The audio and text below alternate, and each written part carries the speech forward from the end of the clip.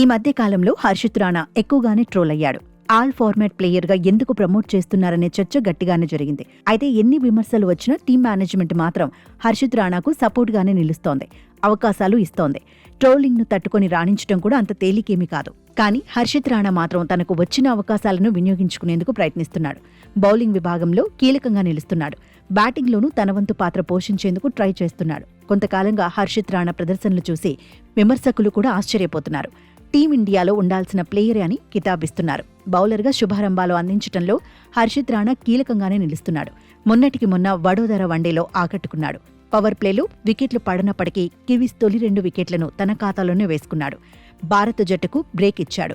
తాజాగా రాజ్కోట్లోనూ వికెట్ల వేటను మొదలుపెట్టింది హర్షిత్ రాణాని.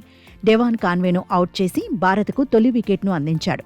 గత మ్యాచ్లో బ్యాటర్గానూ ఆకట్టుకున్నాడు. ఒత్తిడిలోనూ కీలక పరుగులు సాధించాడు. అవతలి ఎండ్లోని కేఎల్ రాహుల్పై ఒత్తిడిని తగ్గించాడు.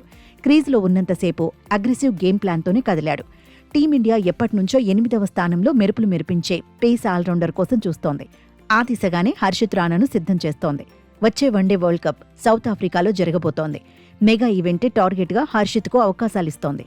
భారత్లో స్పిన్ ఆల్రౌండర్లకు కొదువు లేదు. వన్డేల్లో స్పిన్ ఆల్రౌండర్గా జడేజా ఇప్పటికీ కీలకమే. అయితే జడ్డూకు ప్రత్యామ్నాయంగా అక్షర్ పటేల్, వాషింగ్టన్ సుందర్ కూడా ఉన్నారు. స్పిన్ ఆల్రౌండర్లకు సంబంధించి ఏ సమస్య లేదు. కానీ పేస్ ఆల్రౌండర్గా హార్దిక్ పాండ్యాకు సరైన ప్రత్యామ్నాయాలను చూసుకోవాలనే చర్చ ఎప్పటినుంచో ఉంది. నితీష్ కుమార్ రెడ్డి, శివం దూబే కూడా ఆల్రౌండర్లే. కాకపోతే ఇద్దరు బ్యాటింగ్ ఆల్రౌండర్లు. అందుకే హర్షిత్ రాణా వంటి పేస్ ఆల్రౌండర్పై టీం మేనేజ్మెంట్ గట్టిగానే ఫోకస్ చేసింది. అయితే వన్డే వరల్డ్ కప్కు ఇంకా సమయం ఉన్నందున మరికొంతమంది పేస్ ఆల్రౌండర్లకు కూడా అవకాశాలు ఇవ్వాలనే చర్చ జరుగుతోంది.